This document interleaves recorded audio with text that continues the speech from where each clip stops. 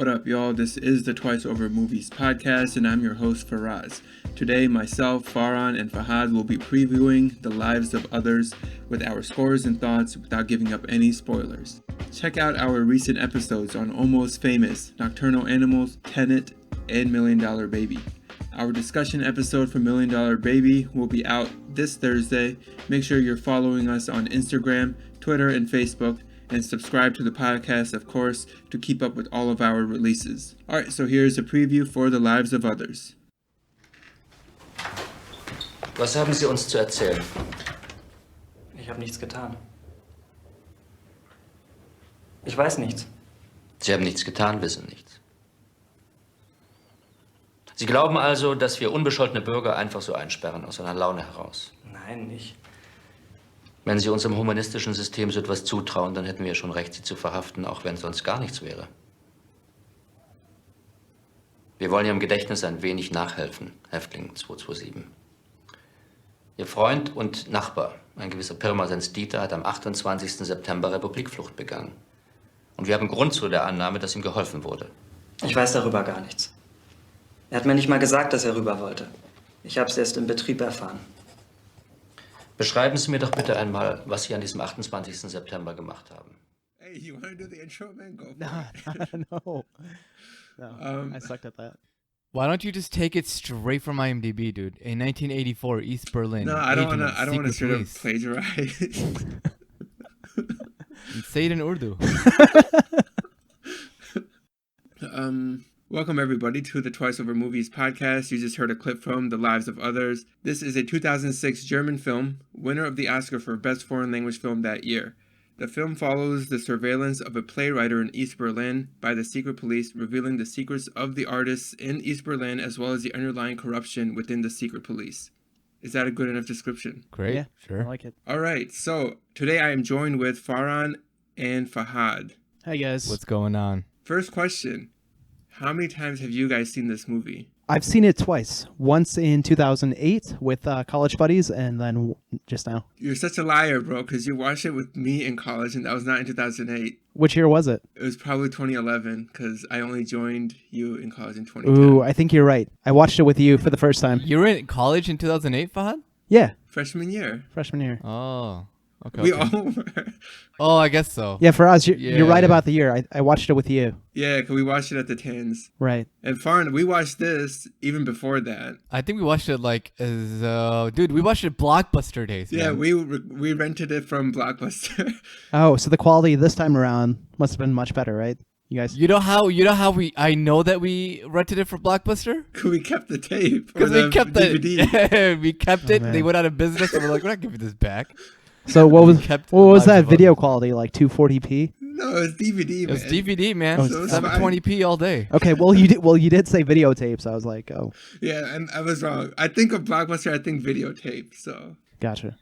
Yeah. Yeah, it wasn't. I'm pretty sure I still have the copy at my parents' somewhere. Well, let's go into our scores. Let's just rattle them off like we have Let's do been it. for the categories. Let's start with writing. I gave it an 80. I gave it a 90. I went with the 60. Wow. Ooh, Yeah. explain yourself. Yeah, you're the odd man out. I didn't think it was that substantial. I didn't think the writing itself, like in terms of like the, what is heard from the audience, which is what we're grading this score on. I didn't think it was anything that was that substantial.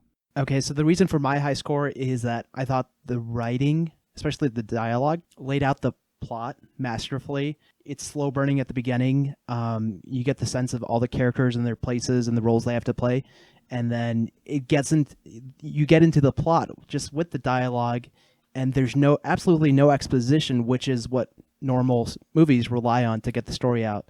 But the dialogue was masterful, and you still get the plot. So basically, I'm between both of you, and I agree with both of you. But my score of 80, like I was gonna give it a 70, but I pushed it to 80 for basically the reason Fahad just said, which is that the way it progresses the story is very well done, and that's literally the only thing it has going for it. That it progresses the story. Yeah, and as well Okay, well as it does that, Sure. I think pushed it to an 80 for me. But I mean, I don't necessarily see 60 being unrealistic. I mean, I can see why you say that, and I see 90 as well. The only knock I had against the writing was it was in bits too melodramatic. like kind of Yeah. like a daytime Oh soap. yeah. And Yeah. Oh, 100%. you thought it was. Is that the reason why you gave it a 60? Well, nah, I don't know if I really counted that much for that. I did notice that, and I don't know how much of that is because it was a German film, Yeah. With foreign language, you got to always consider like the right? cultural Translations difference and or stuff like that. translation, You know, The differences in culture. and that as well. Yeah. Right. Yeah. Besides, well, just translation. I feel like a lot of stuff maybe just not be translated as well. You know. Right. Yeah, no, I just didn't. I don't know. I mean, I just didn't feel like there was anything that was. I just didn't think there was anything special about the dialogue. It did carry the. I'm sure it did its job. So if you're talking about like something that does its job to carry the story, then Okay. sure. I mean, yeah, it's a great score, but yeah, I don't think it's what makes the movie. Is what I'm. No, what I'm- I agree with you. This is not what makes the movie. For me, what makes a movie is the narrative. I gave this 100. I'm not too far behind. I've gave it a 95. 95 from me. Oh, so we're very close here. Yeah, this is for sure why you're gonna watch this movie. It's very engaging. It's a great Yeah. story, Hmm. and Yep. the knock that I have here probably goes back to what Fahad was saying about how it was melodramatic. It's not something I remember noticing as much. This is probably my third or fourth time watching it. I honestly don't remember. But this time it felt like the most cheesy to me because of how melodramatic it was at moments. So that was the only thing, but I didn't want to knock it down from the 100 because Uh-huh. I didn't remember feeling like that for at least the first 2 times I watched it. But I was also like 10 years younger, so True, and I also agree with you, man. I'm 100%. Like we watched this movie in probably 2006 or 2007 at the latest. We watched this soon after it came out, yeah. and I hadn't seen it since until we decided to, until I gave it up as a nomination for this, and it stuck with me that long, the narrative, Hmm. that was the reason that I wanted to watch this movie again. So I mean, it was definitely impactful. It wasn't as impactful this time around for me personally, but I mean, if you're following along the story, yeah, it's incredibly compelling and I think even suspenseful. So I love the narrative arc for the movie.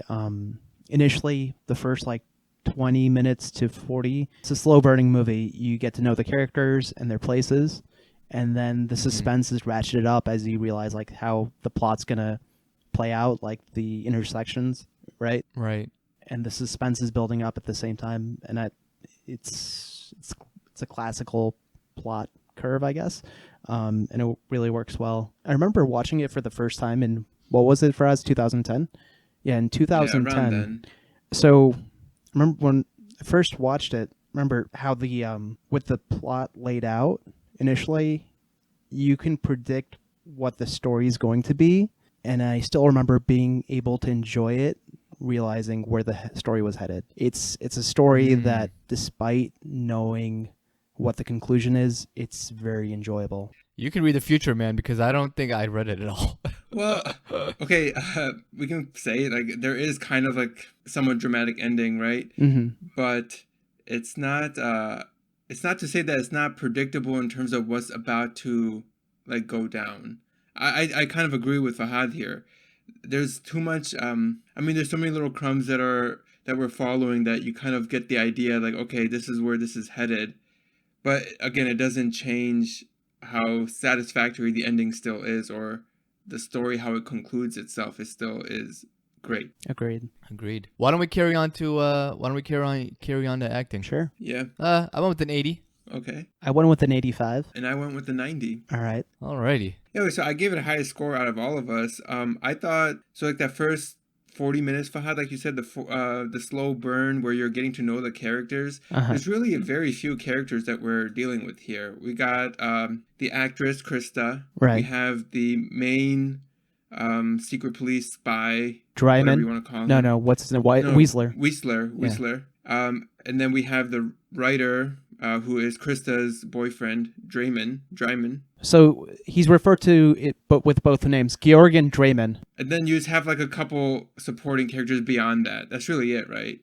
Right. And I thought at least those three, I thought they were very, very good. The only reason I brought it down to a 90 is because Paul Hauser, whatever, Jerska, like or Hemph, like these guys kind of took me out a little bit, but Yeah. I thought those main three that we were focused on for 90% of the movie, like I thought they were great. I thought they were amazing. I would agree. I thought they 100%. were sufficient. That's gonna be your new favorite word, man. I know, dude. No, the actress who plays Krista was awesome. Mhm. Weisler was awesome, and yeah, I mean, I do agree they were great. Just the supporting cast was so just so like blah to me that you know I just in light of the other movies that we've reviewed, I can't justify putting the acting that high. Okay. Yeah. And Fahad, I assume you're in between the two of us. Exactly. I didn't want to give it too high of a score or too low of a score because it's still hard to judge the acting since it's not in our native language. Since we were just watching the subtitles, right? It's hard Right. to look at the facial expressions and read along the dialogue. So I just gave it an average score of 85, not a little bit higher than average. None of the performances to me felt flawed. I didn't notice any flaws in the supporting characters. They were equally as good to me, and it helped that the dialogue that they were, speaking was written well. Okay, yeah. So, I mean, so far it looks like acting, we're generally saying it's above average, and the story is very much above average. All right, so let's go on to the aesthetics. I gave this an 80. Baron? 65. Ooh. Yeah. I gave this an 85. Maybe I'm just in a really critical mood nowadays. I don't know what's going on, man. But Yeah, I think that's pretty harsh, man. Tell me what you didn't like about it. there's nothing I didn't like. I mean, 65 is I would call it average. If below? we're saying 70 is average, just Mhm. tiny bit below average, maybe. Hmm. What did you notice about the movie in terms of like color palette or music or photography? So the music is something that I can tell you right now I didn't really pay much attention to rating this. I would probably go higher now, taking into account some of the music. I do remember it playing a good role. What did I 65? Well, I'll go 75. Okay. Oh, big jump. The music does cut in when there's a lot of emotion in terms of like the plot. Right. I th- And it does do a lot of setting for mood. It does, which is why a reason why I brought my score down. I would have given a higher score had the music had been, I don't know, more subtle. Hmm. I see. Yeah. Fahad, I'm exactly on the same page as you. I thought, like when we were talking about it being a little melodramatic, the music plays a pretty big role in that. It was just a little over the top at some moments, and that's why I brought it down to an 80. If not, I would have probably had it a little higher. Actually, the music that was like within the setting, so like when there was like a party going on and they had like random 80s German music playing or at the bar, Yeah. I thought that like Oh yeah, that was it executed well. It felt good. Yeah, it was executed very well. But then when it was melodramatic, like I guess it's like a stringed instrument going off. Yeah. Or like But piano. it's just like, okay, Right. yeah, it's like, all right, let's relax there. It's not that crazy. But like, yeah, the color palette is probably the most noticeable thing. We're talking about communist, Cold War era, East Germany or East Berlin, and you have just brown and beige everywhere, Yeah. and gray, and it's just so like diluted and like just boring. I had the same observation. It's like those drab greens, browns, and grays. It just felt gloomy all the time, oppressive atmosphere throughout the film. Yeah, and the color palette stuff is like cool. I guess I just don't focus on that stuff really too much. I mean, unless I know it's a focus. Gotcha. Mhm. Yeah, putting it that way, I can understand because that's not a focus of this movie. Yeah, yeah. Like when we watched like what, I don't know. Give me an example for us. What's another movie? We did Shape of Water. I know the color palette was a huge focus in each of those scenes and everything, because they tailored it to each in particular environment. This is just over an overall thing, which every movie does, So I didn't think it really set itself apart from other movies in terms of the aesthetic. Okay. That's just me though. This is kind of a personal thing. Yeah, man. Yeah. You're allowed to have your personal score. It's America. Indeed. Okay, so let's go on to themes. I gave this an 80. Ooh, I gave it a 95. Damn, 95. Yeah. I'm with you on the 80. Okay. Ooh, I'm the odd man out here. Okay. All right. Explain yourself. Well, I noticed a bunch of themes running through the movie, and they were all very complex. I don't know if we have time to dig into each one. Give one. Okay, cinematic voyeurism. That's the idea where a character in the movie is spying on another character, and that draws parallels into that whole movie experience. You're watching a set of characters on the screen, whereas a character in the movie is watching another set of characters. So there's a lot of interplay there. It plays a lot with irony like that, because then there's a lot that each party individually knows, right? Because we are watching two sets. There's possibilities of like misinterpretation of events, right? Because he only has like a audio input, and he's trying to interpret events, and we're seeing the full picture, so it puts him at a disadvantage. And there's all this like tension that's created, I guess. Another one I noticed for themes was the chronicling of time, and that was mostly done with the spy, the Weasler character.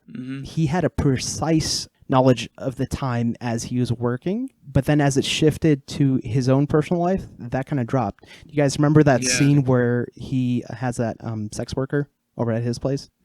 So he tells her to stay for a little bit longer, and she says, "You're out of time, honey. I've got another appointment." She's managing her time really effectively, and yet he's a little behind.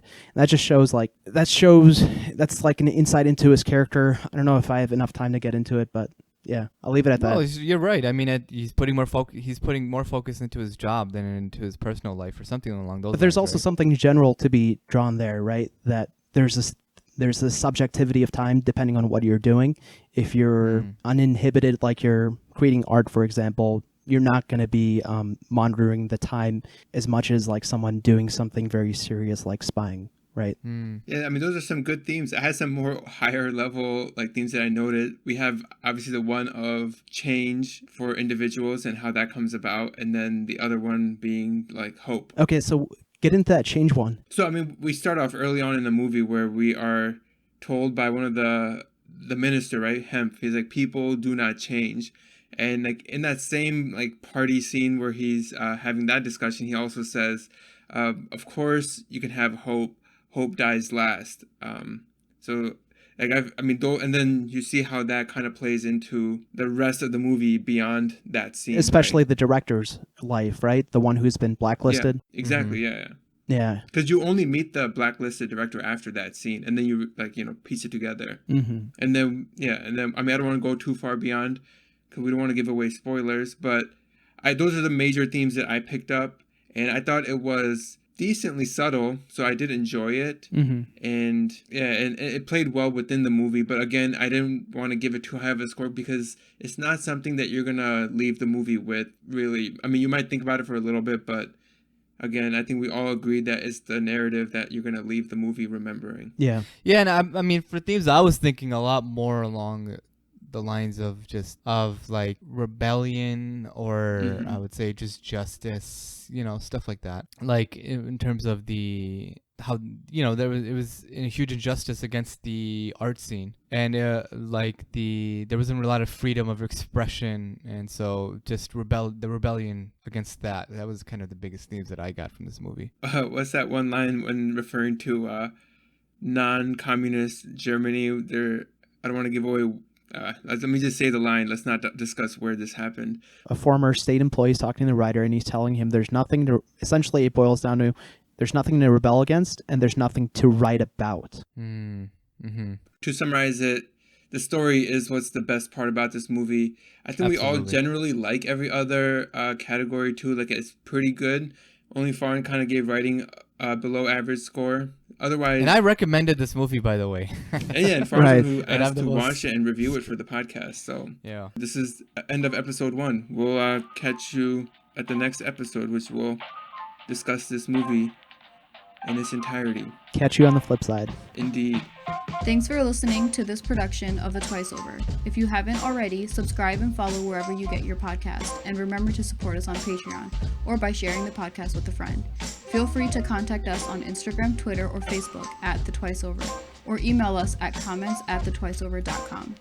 All of the music you heard is from Amerigo Gazaway. Check him out on Bandcamp and Spotify.